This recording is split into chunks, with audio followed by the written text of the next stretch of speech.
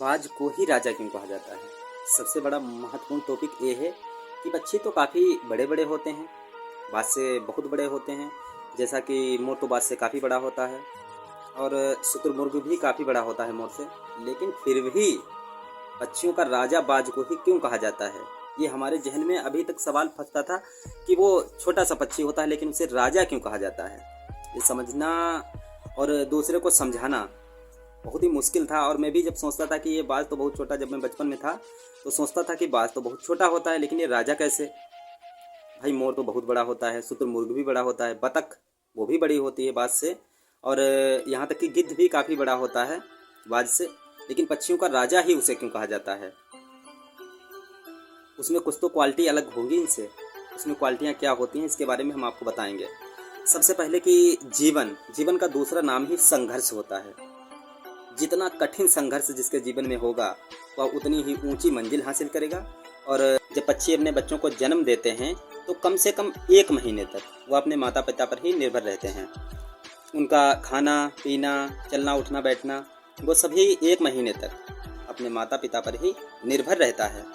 लेकिन बाज का प्रशिक्षण उल्टा होता है। बाज को वही मान लीजिए कुछ दिनों के लिए उसे खाना जो है घोंसले में ही दिया जाता है, लेकिन जब कुछ समय बीतता है, कुछ मान लीजिए दिन बीतते हैं, तो मादा बाज जो होता है, मादा बाज जो है घोंसले से थोड़ी दूरी पर वो बैठ जाती है और तब तक खाना नहीं देती है अपने बच्चे को जब तक वह उसके पास चलकर नहीं आ जाता। जब वह चलकर नहीं आता तो मान लीजिए चलने के लिए वह गिरता भी है, चोट भी लगती है उसके, लेकिन वह अपने हृदय पर पत्थर रख के उसे खाना नहीं देती है जब तक वह उसके पास नहीं आ जाता है। जब वह उसके पास आता है तभी उसके मुंह में खाना रखती है और तब वह खाता है। फिर वह घोंसले में जाता है, वह घोंसले में नहीं लेकर जाती उन्हें।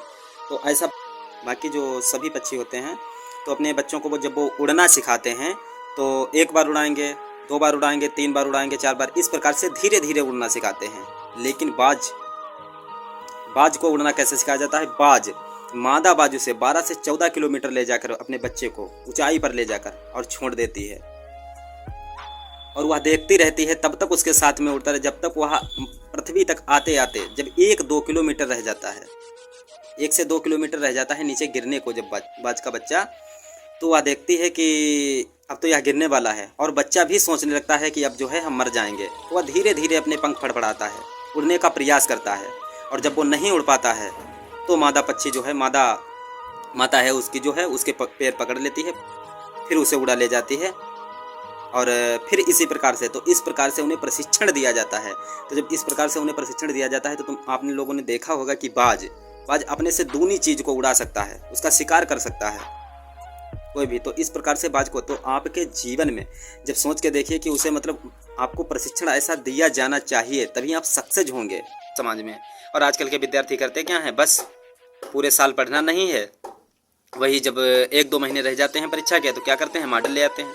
चलिए विद्या क्वेश्चन बैंक ले आइए, बहुत अच्छी है, मास्टर बैंक ले आइए, बहुत अच्छा है। आप कुछ नहीं कर पाएंगे, आप टॉप नहीं कर सकते परीक्षा में। अगर टॉप करनी है आपको तो 1 साल पढ़ना पड़ेगा आपको, और उसके लिए आपको पूरी किताबें भी पढ़िए, और साथ साथ में अगर किताबों से आपके समझ में नहीं आता है तो आप गाइड का इस्तेमाल करिए, उससे समझिए। कुछ लोगों को भाई समझ में नहीं आता है तो किताब और गाइड दोनों पढ़िए। और जब आप 1000 पन्ने की गाइड पढ़ते हैं या 1000 पन्ने की किताब पढ़ते हैं और आप 100-200 पन्ने पढ़ के आप सोचते हैं कि टॉप कर जाएं परीक्षा में, हो ही नहीं सकता।